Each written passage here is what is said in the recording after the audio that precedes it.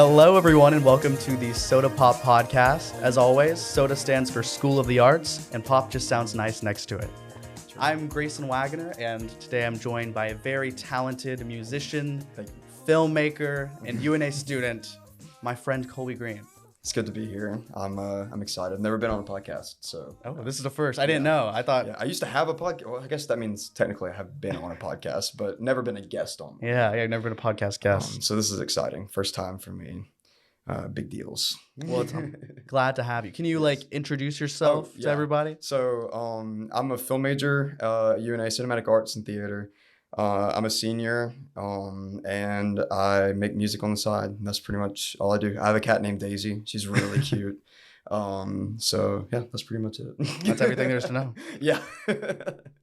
To start us out, we do a segment. We're starting a new segment called Fresh Squeeze. Okay. Where we try a new lemonade and we talk about some music that we've been listening to. Okay. Yeah, so, that sounds good to me. I like lemonade and music. So lemon concoctions. I got some Minute Maid pink lemonade. Bro, you hit the spot, dude. Sorry. It slipped right out of my hand. Minute Maid pink lemonade from Create. Dude, so you actually, that's my favorite. Seriously, my favorite. Oh, perfect. So usually we rank them and we're like, oh, is this good? Do we like this? We rate them. So if you love it, then 10 out of 10. You never know. Manufacturing could be, yeah, a slip up somewhere. I try to shake up my lemonade in case it has the weird stuff in it. I'm not sure if it says to shake it up. Sometimes they do. It's always a good idea too. Yeah. Let's see. Do we just go ahead and drink it? Yeah, I guess let's try some Minute Maid pink lemonade. Okay. Yes. Got to get the gulp in. Mm-hmm. Oh, that was a lot of gulps.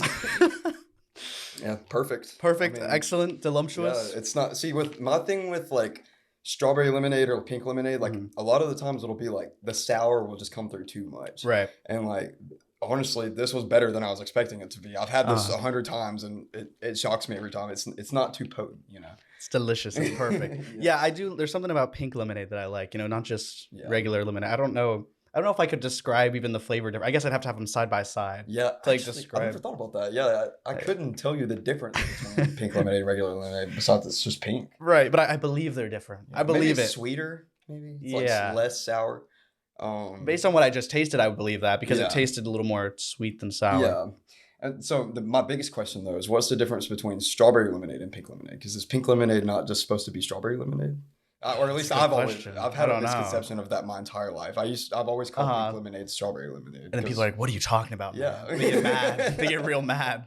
Yeah, I mean, don't disrespect strawberry lemonade. They're very similar in my opinion. So I couldn't tell the difference honestly if you made me. Well, there's so many things in my mind that I kind of overlap, and I'm like, that's similar enough. So it's exactly. I don't really. I have that issue with a lot of things. I believe, especially when people are like, "Oh, I feel really passionate about this," that Coke and Pepsi taste different. I believe that, but I don't.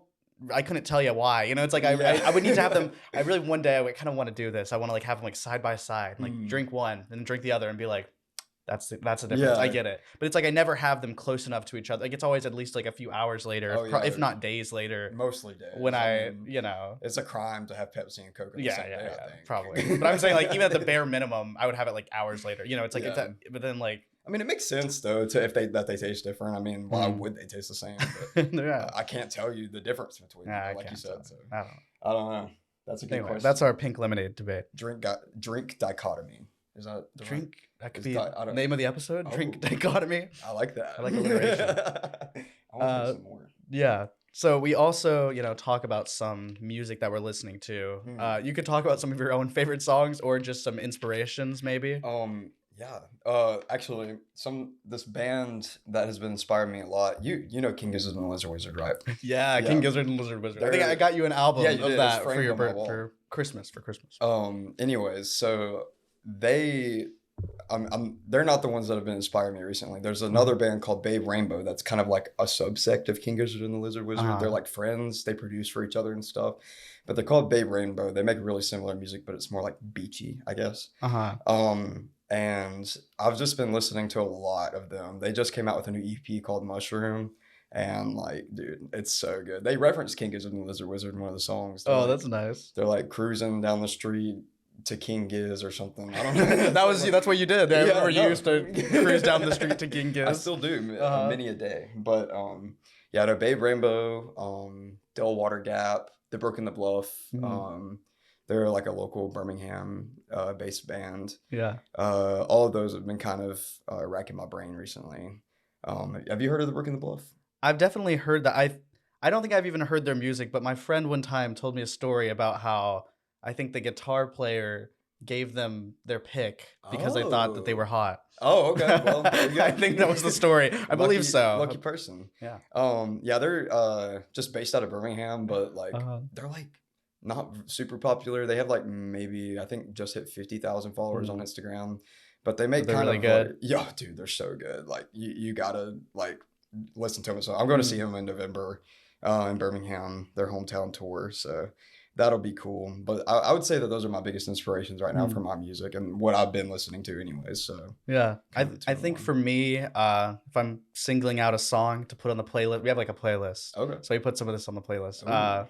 I'd say What Matters Most by Ben Folds. Oh. I've been listening to a lot of Ben Folds recently because I went to his concert and that's great. awesome. It's great. I love piano. I'm a big piano fan. Yeah, I mean, I could tell. From the other yeah, day. You look like a piano fan. Oh yeah, that's true. Yeah. the Leo piano masquerade. Yeah. we were improvising songs on the piano in the Norton stage with Trevor Peck. And wouldn't you know it, Leo the Lion walked up, started snapping his fingers, playing along. Jig. He did a little jig for us. He did a little twerk, he threw it back a little bit. It was great. It was a transcendent experience. It really was. I heard a lot of people had experiences with Leo that day. Really? I heard that. I know people who like saw him like running around during class and like saw him. I don't know. That was a Leo day. So if anyone's wondering, there was like. I wonder if there was a reason for that. Like, I know. Are they promoting something? I don't know. I feel like we should know as students if that's happening. But, yeah, probably. But it's cool to see. I hope I just see Leo around campus all the time now. Dude, yeah. What a great character. Have another piano interaction with him. That was phenomenal. We wrote a song for him. So, can you tell me a little bit about your experience these past few years just at UNA and also your experience in the CAT department? Like the kind of classes that you've taken and just how that's gone? Yeah. So, basically, my entire experience with UNA has been like defined by Greek life in a way. Like at least my social experience, being in like Alpha Tau Omega, meeting your brother Rush, then meeting you. It's kind of just the thing that's been like the binding factor for like all of my, I guess, the trunk to the branches of my UNA tree. Oh, that's beautiful. That's so poetic. I can see why you write songs. But yeah, that's pretty much it when it comes to my social like aspect of UNA. But class wise, I came in as a sophomore, so I didn't really have to do a lot of my prerequisites. I really got into my major like really quickly, so I'm in like pretty much all of the final classes that I need as a senior. I'd say my favorite class so far I've taken was definitely Mr. McHenry's editing class. Yeah. Just because I'm an editor at heart, like that's what I love to do the most. Even with like music, like my favorite thing is the production part of it and stuff. Or post production, like I don't know. Anyways, that technical thing. Yeah, it's fun to feel like you have like that control over something. Playing with the softwares and stuff, like that's my thing. But then that's all you do in that class. Like you just learn how to use Premiere and stuff. And it's just really like it's really hands-on with like the editing, and I don't know, I enjoyed it. That's probably the class I learned the most from too, probably because I enjoyed it the most. But yeah, right now I'm in 2 independent studies. Technically they were advanced film production and just another independent study, but those classes were too small, so like they turned them into independent studies. In my pre-practicum and then directing with you. So you got a lot of CAT classes right now. Yeah, only CAT classes. That's all I've had for like the past 3 years. So I've really been in the thick of it, I feel like, for the most part. So yeah, I mean, that's pretty much what else did you ask? It was just about my experience with just like classes and stuff. I was also wondering just like about your favorite parts of film and like what that entails. But like, you know, I know editing. You want to talk a little more about editing? Because I think I already kind of knew you as an editor, and I also quite enjoy editing, so I think we have some common ground Oh there. yeah, for sure. I think like I don't know. I feel like I have a really different perspective on like how to like work film and stuff, or like how to Mhm. create film, because my brain just works completely backwards from it. Like every time I'm like out like having to do a project, it's always like I think of editing first. Like every shot Yeah. I get, it's like okay, I see a brick that's like discolored from the ones all around it. I could use that and like mask out the brick and be like, it could be like some kind of symbolism for like me being the loner out of everything. And then like the Uh-huh. brick like disappears and then it's me and the brick. And it's just like, I You're don't, seeing it. You already yeah, see it. Yeah. exactly. You. Like, that's how my brain works.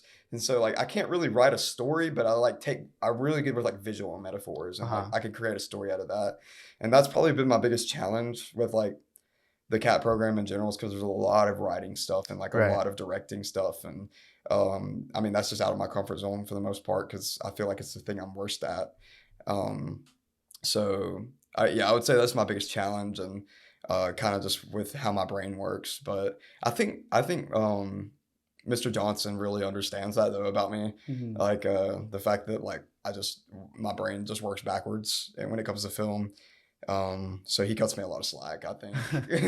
But yeah, it makes it a lot more enjoyable whenever I actually get to like, get that work with other people. Like if I have somebody else like Yeah. write it and then somebody else film it Mhm. and then they just give me all the stuff. I mean, it's just like a playground for me. So Yeah. It's fun to like find out how like best someone works when it comes to film because there's so many different like approaches to it. And if you're more of a visual person, mhm. like you can find your role and still I feel like still work with someone who like isn't. Like you were talking about like working with writers and stuff. Yeah, You can find a way to kind of fit that all together. yeah. No, I understand why the writers want to get paid more because I could not do that stuff at all. I mean, I guess I could, but not well. So yeah. I know that it was my freshman year. I guess it was your sophomore slash Junior, junior yeah, I year. had a Yeah. couple bumps in the road, so I'm still doing 4 years here, even though I Uh, came in as a sophomore. and you would like work on these films with my brother Rush, and it would Mhm. like we'd all stay up all night and All everything, night, yes. and film all night, and then you'd edit all throughout the morning. What do you think of that process? What do you think of? Is that your preferred way to like kind of get it done, or was it just Def- class related? yeah, definitely not Uh preferred way to huh. get it done, but probably I would definitely just work best under Uh pressure. huh. So like I think in reality, if I had tried to plan it out more and stuff, like I would have overthought it and Hmm. like ended up coming out with something that like wasn't what I really wanted. I've come to learn like throughout college that like going with like my gut and just Hmm. like sort of like making what I think looks pretty or whatever has worked out for me way more than like I don't know, sitting down and thinking about it before because I'm just such an overthinker. Yeah. And like that whole process was just like, I don't know. I mean, we were procrastinating. That's the reason why we did it. But like it definitely like gave me that added pressure boost that I needed to like get it done. Like I like you said, we would stay up all night and then I would edit until class. Like I would literally just Uh, keep editing until like, it was like 30 minutes before class and I had to get up and leave. hand it to And your teacher. yeah, exactly. And they would be Get like, back home and go to sleep. yeah. And they'd be like, oh, well, like, if it turned out good, they'd be like, good job. And I mean, sometimes it would be better than most other people who had Uh, planned it. I don't know. It gave me a little bit of confidence, but I don't know. I definitely need to learn how to like plan stuff out more and just not overthink it as much because mhm. it would benefit me so well if I could just not do things at the last second. Yeah, I mean, I can definitely fall into. I think I probably a lot of filmmakers can fall into the trap of just like overthinking. Like I can stare Mhm. at a script or just think about a script idea for months Oh and yeah. months, and it's like, oh, I'm not doing anything with this. Yeah. Like I know that there was a script idea that I was like waiting to do for months and months, Mm. and like it had been weighing on me like all year, and I was like, oh, I need to do this. And then it was like one of my last projects for intermediate film, and I was like, Mhm. okay, now's the time to do it. And it was time to write the script, and I just couldn't do it. It was like Yeah. it's too overwhelming, and it's too like almost intimidating, Oh, it's very intimidating for me. and especially when you want to do the idea. So Yeah. it's like I ended up just like setting up cameras and then like improvising, and it was Yeah, so exactly. much less pressure It's a to lot more fun. yes, it was a lot more fun, and we set up the cameras, and we just had fun doing like a comedy because we were improvising all the dialogue, and it was just like it was supposed to be fun. Yeah. You know, it's like instead of like overthinking and being like, oh, I have to write the perfect script. Yeah. Instead, it's like, oh, I'm just trying to make this person laugh. You know, and then it's like telling a joke. Yeah, you're so much more in the moment, and Exactly. it's. I can see the different processes, and I can see why. I can see the appeal of planning it out. It's definitely necessary. I mean, some people just work that. I would say most people work that way. Like, with planning and stuff. Like all the people that I know, like, are definitely, or not all the people, but like a lot of the people, like my girlfriend, like my roommate and stuff, they're all planners. Right. And it's just like, it makes me feel so out of place a lot of the times because they'll be like working on homework throughout the day. And I don't even remember what I've been doing throughout the day. Like I've just been like bumbling around, staring at my cat for like 4 hours. So like, I don't know. Creative mind. Yeah. Creative mind. No, I'm definitely left-brained or whatever the one is where it's not as logical. Yeah, I think that's left-brain. I'm pretty sure. I can't remember exactly.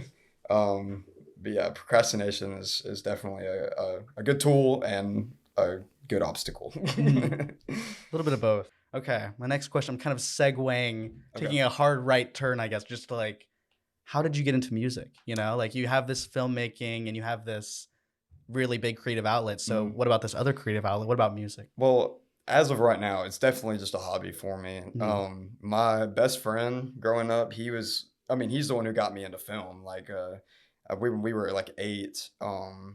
We just used to hang out all the time. We were obsessed with YouTubers. And my first thing that I ever started doing was like making Lego stop motion videos with like my camera. I did that too. Yeah, I would hear like thousands of pictures and just like throw them together, like voiceover them or whatever. It was really simple, but like that's where I got my start with film. And then like as that progressed, like my friend Preston, he got into like music. He's really good at drums, really good at guitar and stuff like that. And I was always jealous of him for that, and I feel like that jealousy really drove me to like start learning how to do it. Like it's a good motivator. I being like, dang, that person's so good. I thought he was really cool, so like I wanted to be as cool as him, and I wanted to be in a band with him. So like I wanted to be good enough to be in a band with him. So in like 9th grade, I picked up a guitar for the first time, and I went to 2 guitar lessons, and then I quit because I was like, I don't like being told how to do this. I'm just gonna figure it out for myself.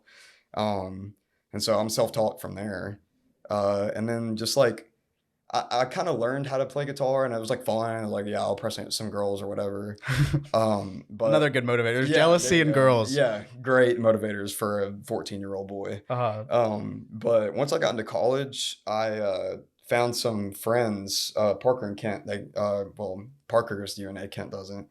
And they're in a band called Nevermind. And I started hanging out with them, and they showed me their setup and everything. And they were like, you know, you said you could play guitar. Like, you want to try, like, lay some stuff down? I was like, yeah, sure. And I just played some stuff for them, and they used like 3 of my loops in their songs. And then as soon as I got home that night, it was my first time ever recording in a studio before. As soon as I got home that night, I hooked up my Blue Yeti from whenever I used to make YouTube videos into my Mac. Luckily, I had Logic on there, so I already had a music editing software.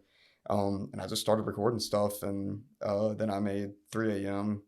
and I sent it over to them. Sorry, I'm like rambling. Oh no, this is all real. This is all part of your story. Yeah. Now you're Lame Lake. We're getting to the Lame Lake origin story. But I sent over the draft for 3 a.m. to them, and they were like, "Dude, this is great." And I was like shocked, and they asked if they could hop on it. So then we made that song together. And it's still my biggest song. Like, when I released it, I think it's not huge, obviously. It's like 19,000 views on Spotify. It's got something like that. I think it's just hit like around 19 or 20,000 on Spotify. It's got like 10,000 on Apple Music, 14,000 on SoundCloud, and like 10,000 on YouTube or something like that. So like, decent numbers. Especially if you put them all together. That's the thing. That's my biggest problem is like the app that I can like view all my stats on. It does put them all together. So it's like 50,000 right now on there, and it's like I'm like, dude, like, oh my gosh, I want that to be bigger, but it grows really slowly over time. And I really don't need to. My biggest thing is I don't ever want to care about numbers. So. But yeah, for the art. Yeah, exactly. That's pretty much all I care about is art. It's kind of bad. But yeah, that's pretty much how I got started in music and stuff. Like, it was kind of just like off a whim. It's always just me trying to be good enough for other people. So I guess, that kind of turned out in a good way, but I definitely like through music and like through film learned how to like be good enough for myself as well. Yeah. Because like I made things that I liked, you know. It doesn't matter what other people like because I'm the one who makes it. So I get to dictate, you know, where it goes and who it goes to. Yeah, I think that the process of like making art that you're like proud of, it gives you a little bit of confidence. Oh, yeah. You know, it's like I know I made some films that I was just like, oh, these are so bad. And especially when you look at like your classmates and you're like, oh, some of these are great. Yeah. But like when you make a few good ones or you make a few good songs, it's like, you know, it builds you up. You're like, hey, yeah. It's an addiction, dude. Yeah, that's why you want to make more. You're like, oh, I need Yes. to feel better, but I also need to just be proud of it. And then you start to love the art of it as well. You know, Yeah. so you have like pure reasons and you have your little secret reasons too. Yeah, I think it's good. There's always a good amount of mix though. Like Yeah. it's like a Coke. Like, you know, it's not gonna be good if it doesn't have the unhealthy stuff. Yeah. Sorry, I'm getting a little toxic now. I mean, McDonald's, hey, it tastes good. Yeah, but, exactly. You know, has a bunch of junk in it. You get a little bit of junk, but hey, the end product. Yeah, I mean, I think it's a part of making art. You know, there's emotions tied to it, but there's also the sense of pride. I mean, exactly. I mean, like that. Everything is attached to art, in my opinion. So I know that based off the single "Poor Health," that it has like sort of a different style, you know, as some of the other music that you've released before. So how do you navigate through different styles of music, and how do you like kind of decide how a song or EP in this case is going to sound? Yeah. Well, I guess with like the sound like changing, it's really just like me figuring out the software more. So like when I first started, it's all acoustic because that's all I knew how to record. Like, I mean, it's easy to just hook up a mic and play guitar right into it. But like once I started to figure out the software a lot more and like getting all this like, you know, randomly getting new equipment and stuff, I was able to like figure out how to get. The biggest revelation for me was figuring out that I could hook my guitar into my computer. Like that was like, oh my gosh. Like I can like my electric guitar, I can like add pedal, I can download pedals offline and like make it sound however I want to. Like I don't need to like spend hundreds of dollars on these like amps and stuff that make it sound better when I could just hook it in my computer and download. You can do it all in the computer. Yeah, exactly. You don't have to like have it sound like that in real life. If I were to play live, I would bring my computer and play my guitar through my computer because like I don't really know any other way to get that sound other than like through my computer because it's so like specific. And it's so like customizable. Yeah.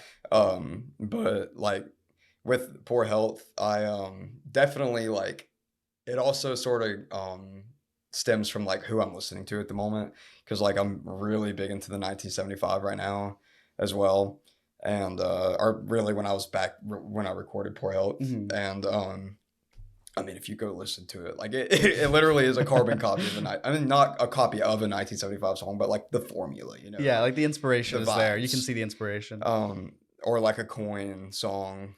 But like, I guess that's kind of like, it's all of those factors, like learning, getting new equipment, and like just liking new music. All of that is like really sort of what drives like what direction my music goes with. Yeah, I feel like, I mean, like, I'm tying everything back to film, I guess, just because it's like the medium I'm most familiar with. But like what you said about like listening to new artists, I definitely can relate to. Like, if I see like a new movie or something, you know, it's like it's just the inspiration of like, hey, well, I never really thought you could even do something like that, or like, exactly. Or this is so inspiring to me right now. Like, I want to make a movie like that. Exactly. That's why every time I see a new movie that I really love, I'm like, my next movie is gonna be like that. Yes, I can see how like music you'd feel the same way. I mean, there's just inspiration. Yeah, and I love that feeling because it's like seeing a new color, bro. Like it's like I don't know, like when I hear new sounds, it's like magic to me, and I just want to make like a whole EP about that. That's also how my EPs happen. Is like I find like maybe like one sound that I like a vintage like piano, and I take that and I'll like morph it into like different instruments just with like it's hard to explain, but like just with different effects and stuff, and I use it in like all my different songs. So like technically if you broke down like each of my songs for my new EP that's about to come out, like you could break them down to one core part that's exactly the same through all of them. Like there's one piano part that's exactly the same in all of my songs. That's kind of cool though. You can see the similarity. Like you can, I guess it gets a sense of cohesion if you're talking like EP instead of like this is just a single. Like it's like putting a filter over something. Like literally, it's like I don't know. It's the line that connects everything for me. So that's kind of how my EPs get their sound as well. So yeah. I was also gonna ask about like, is there anything you want people to know about your EP or anything, you know, before it comes out? Do we have a name reveal yet? Has that happened? I mean, I've told people, but I've never haven't announced it. I guess I could just tell you. I don't really care. It's I'm calling it Sunset Runner. Cool. And the first the first song is about sunsets, and the last song is about sunrises. So, you know, there's like a that little connection. parallel structure. Yeah. And that's basically kind of like the whole theme throughout. I mean, I don't talk about sunsets in every song, but like it's basically like, I don't know. I call it Sunset Runner because in the first song, the chorus goes, it's called When the Sun Sets, I Want to Follow. Mhm. That's the name of the song, and that's how the chorus goes as well. And it's basically just like never wanting there, like I don't want there to be a tomorrow. Like wherever the sun goes, I'm just gonna go, and it can like stay the same day, like, you know, wherever, or like what even is a day at that point if the sun's always up. Right. So like I don't know. I guess it just ties into that whole cohesion thing. Like I want stability. Like, you know, I want like, you know, I can't keep going through like these nights and days. Like I just want to like pick one and like stick with it. You know? And that's kind of, I guess, what drove me to like start writing music for the summer. Like I wrote this whole EP over the summer. Like every song I wrote, it was over the summer, and recorded it and produced it. It's done now. Like I'm just waiting until the right time to release it. Mm-hmm. But yeah, that's kind of how it's sort of like made, I guess. It'll probably come out. It'll definitely come out before the end of the year. So like before 2024. I'm definitely going to release it before then. Fingers crossed, at least. I always say I'm going to do that. And it's like 2 years later or something. It's released. Yeah. That's really exciting. That's an interesting concept. I'm really excited to hear. I like that description of that song specifically. That sounds really cool. Oh, yeah. Yeah, it's I don't know, and also it's like sunsets are really easy to make like a cover art for. So, like, and they're so pretty. They're so pretty. Exactly. A lot of the times, like for a lot of my projects, I'll make the cover art first and then record the song because I want to make like I love this cover art so much that I want to make a song for the cover art. I'm working on a song called Red Light, or Don't Stop at the Red Light right now. It's literally just because I like generated this like picture of like a red light on Midjourney, and then like threw it in Photoshop and just did a bunch of cool stuff to it. I was like, that would be a cool album cover. So like, or song cover. So I'm gonna make a single called that. I haven't even like finished writing it yet, but I know I'm gonna have that song. So yeah, that's kind of how my like I said, I work backwards. Yeah, it's cool to see. But you like work in different mediums too. It's like you have a little bit of like visual, like graphic art, and then like you have film, and then there's editing. I do it all myself. Yeah, it's all by yourself. It's just cool to hear the different ways that your brain thinks in these artistic mediums. Yeah. I'm glad somebody wants to listen to how it happens, because it's kind of annoying to just have it in your head the whole time. Yeah. But yeah, that's pretty much how all that goes, essentially. So as we're wrapping it up, we have a segment called Fizzle Down Feel Good. Okay. Where we just mention one good thing that happened to us this week. It can be something small or something huge and amazing, but like within like the past like week, something good that happened. Definitely, I would say getting invited to be on this podcast. Oh, because like, that's sweet. I mean, I've always wanted to do a podcast, and it was everything that I wanted it to be. And I was hoping for it to be. And I mean, this is just another like medium that I haven't really explored that much yet. So I'm glad to actually be creating something else besides music or film or whatever right now. And it's like, I don't know, it's really nice to talk about my music and stuff, like somebody who's interested in it. You know, it's always nice to hear, and always nice to be a part of. So I would say that being here is definitely probably the best thing that happened to me this week. Great. I'll take that. Yeah, I love to hear, I mean, your creative process and stuff, and just like projects you're working on, and just how you view the mediums. I mean, I think that's great. So thank you. Be happy to have you back sometime. I would love to come back sometime. For me, I'm going to say, I mean, maybe it's just because we talked about it earlier on the podcast, but playing that piano with Trevor and everything, that was great. Trevor was playing piano, and we created that song with Leo and everything. And then Leo left, and we made a great ballad about Leo and anti-Leo. And then eventually this other person named James joined in, and we made a whole musical. We improvised a musical. Y'all were there for a while. We were there for a while. We were there for a few hours. We were waiting for someone to kick us out. It never happened. Wow. But we wrote a musical about, it was a mystery, and it was about a woman who got her face cut off. Oh, wow. But it wasn't as graphic and horrifying as it sounds. It was okay. Everything was fine. Oh, okay. And then the mystery was solved in the end. We got to improvise all of that. We love there were so many different songs. There was an act break.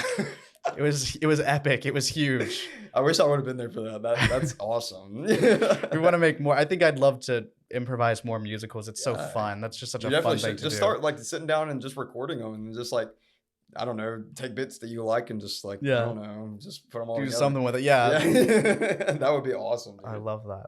So Colby, anything you want to plug before we wrap it up? I mean, I'm not a huge fan of plugs because I don't know, it seems like selling out, but I will do it anyways. I go by Lame Lake on pretty much everything. I've got a YouTube, Instagram, SoundCloud, Spotify, Apple Music, you know, any listening platform. Go check out my stuff. I just released a new song called Poor Health, like you said. So I think everybody should go listen to that. And I think we, if it's okay, we'd put it at the beginning of this episode. Oh, maybe yeah, as the totally intro. Fine. Yeah, play the whole song. Play it at the end. Play at the beginning. Play it at the end. So Yeah. in case you're wondering what that song that you're hearing is that you love so much, and you want to hear more, it's Poor Health by Lame Lake. So go check out his music. That's awesome. And we are at UNA SOTA or at UNA_SOTA on pretty much every social media. SOTA, SOTA. School of the Arts. So I hope you guys tune in next week, and bye. Adios.